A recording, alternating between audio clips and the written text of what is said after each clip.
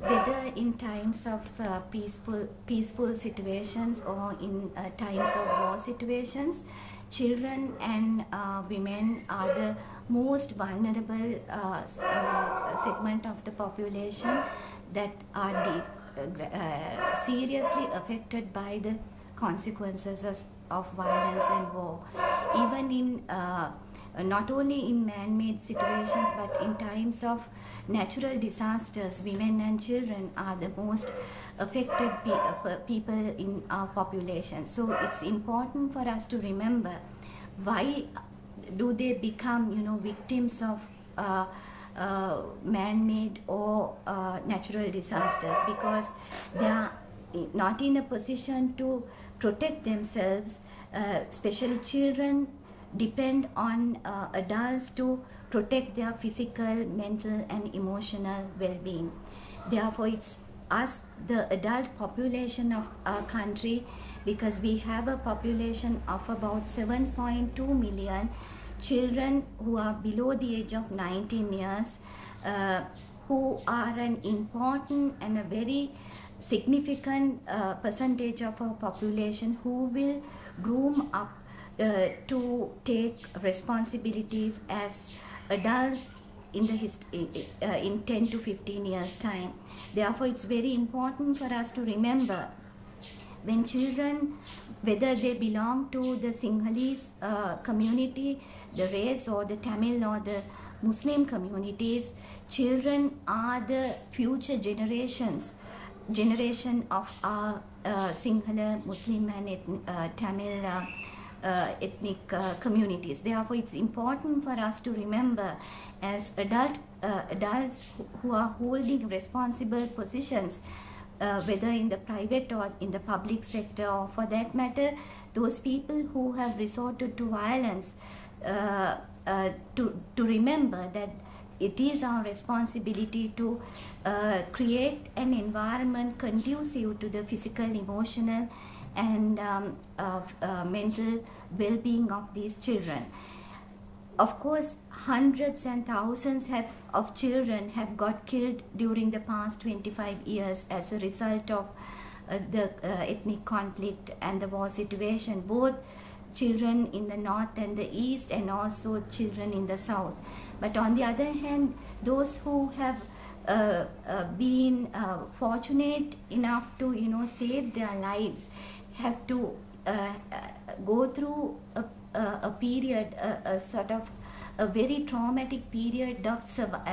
surviving as victims of war and violent situations. This is a very painful process, because every day they witness violent situations in their immediate environment, and also they talk about, they all, even at school and even at home, they are being bombarded with a lot of information about violence and war situations. Therefore, these children, we have to remember, they possess evolving personalities, growing personalities. They every day, every little encounter nourishes their growing personality. Therefore, these witnessing these violent situations, conflicting situations, hearing about violent situations, hearing about the casualties in the war and various other things, these children's personalities are affected by this. They are not, we have not given them a peaceful environment to live in or to grow up as responsible adults. Therefore, I think in the post-independence era, all the political parties who have governed this country have had a responsibility of bestowing upon the future generation a peaceful country, devoid of violence, devoid of hatred. There's so much hatred being implanted in the minds of little children in the south. There are so many, Yeah, so and also similarly,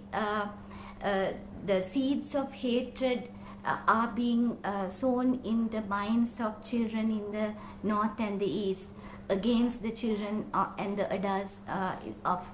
the south. Therefore, we really have to do as responsible adults to create a society where there's good governance, that not only the ethnic minorities like Tamil and Muslim communities, but Sinhalese ordinary people who are living in very difficult, economic situations,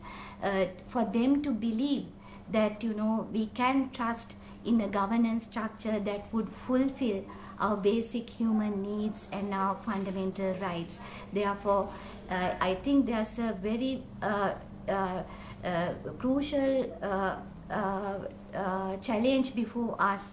to really offer a good governance system to the people of this country, so that people can really fulfill their basic needs and also safeguard their human rights as